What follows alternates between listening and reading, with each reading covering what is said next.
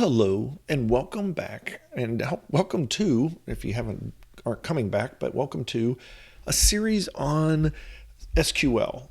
We're going to get into database development, really focused on the database side, and we're going to, yes, start with some very simple, sort of general, basic kinds of rules, and we're going to work our way up to some more complicated things. I haven't seen a whole lot of good tutorials other than the ones that are really more like a straight, not as much a tutorial as like a reference. It says, hey, these are all the different ways you can use this command. And so we decided this would be a great way to do a new series. And it's also a foundational piece of so many other applications that we've dealt with or will deal with, particularly when you go to, for example, the Django stuff that we did.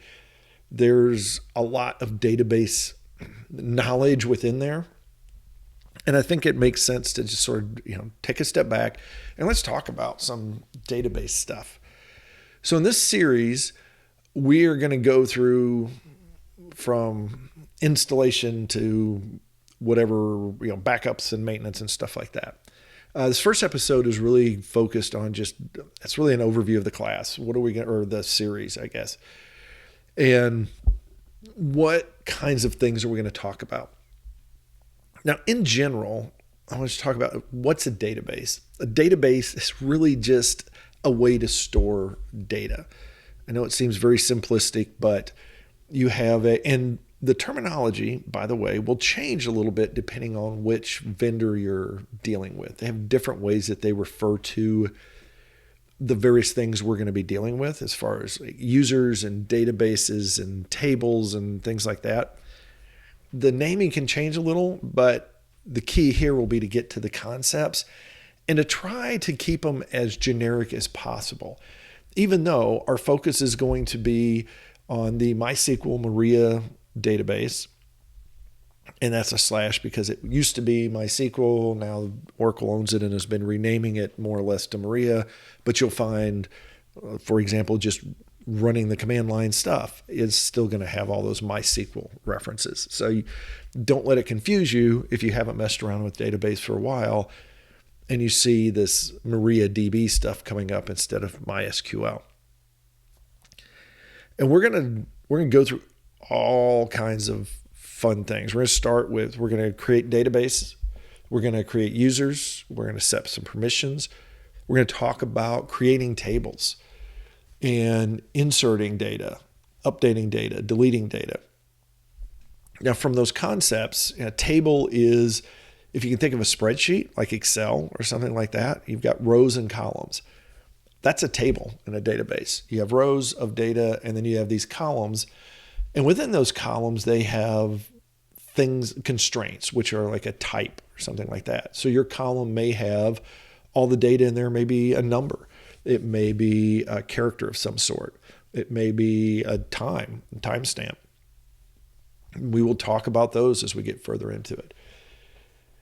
You can insert data, which basically you think would be this, you've got columns and rows. You can add a new row, put some data into it, and that is your insert. Update is you go select a row that has data in it, change some of that data, and that is the update. Of course, delete, if you go to that row and you want to remove it completely, not clear it out, but actually delete that row so that now there's one less row, that's a delete. And we're going to get into stored procedures. Now, databases typically are queries or commands, and that's SQL is actually structured query language. And its primary purpose is to ask something of the database or to tell it to do something that's more or less like an atomic task, like insert this record, update these values, delete this record. Stored procedures allow us to group multiples of those commands together. So instead of saying, give me the data from this table that starts with where this field starts with A, and then that's it. Now it's give me that data, and then I want you to look at each of those records and update them if this other column is equal to, it's greater than 0 or something like that. And so now instead of just a command at a time, stored procedures allow us to do multiple commands, sort of stack them up, queue them up, and then generate those. And it works like in other languages a function or something along, or procedure or subroutine, depending on what it's called in another language, where you can send values in to this list of commands and then generate all, do all the commands and then kick out some sort of result. And now it's a database, so it may be that the results come at the end, or like return back as part of the stored procedure, or it may be that those results are really just side effects, the updates and changes made to data and maybe even the database itself when that runs. And we're also going to talk about views. A table, typically, we talk about these commands. So we can query a table and say, give me all the, like I said, all the records that start with A. Okay, great. What a view does is it takes a query, it takes the results of a query and gives you that as a table in itself. So if you think of a spreadsheet, if you've got a spreadsheet and you've got 100 records on it, and then you take that and you turn around and take 50 of those records, and I'm going to do a quick example while I'm here, if this will come up while I'm talking, then you can so let's say this is a database and you've got your columns A, B, C, D, E, and you've got your values. So we're just going to keep it very simple here. 2, 2, 2, 2. And we've got that. So we've got this little table. And so right now what I'm doing is, so like here would be insert a row. Whoops. Let me do that. Let's update this row. So I'm going to go through, I update these values. That would be an update. I can delete it. That would be a delete. Now this is not a database, but I'm showing you roughly what this stuff would look like. Now in a view, what I can do is, let me do this, is I could say, I'm going to often ask, give me all the values greater than 2. And so this would be the result set. And so if I add another sheet, that would be the result set. Now what I can do is go back to sheet 1, table 1, and that's my primary results. That's my source. But now I could have this view, which I'm going to call view 1, and its data is based on what's in table 1. I will get deeper into views later, but that's roughly your view. So you have store procedures, so you can stack up commands. You've got views, so you can essentially store solution or result sets. You have users and permissions. This is your typical security kind of stuff, is that you have people that have access to the overall database. People are users that can have access to either, sometimes it's called a schema, or it's sometimes referred to as a database within the overall database engine. And then those permissions may be limits to, whoops, that's not what I want. Maybe limits to things like, can they insert? Can they update? Can they delete? Then they create another database? Can they create a table?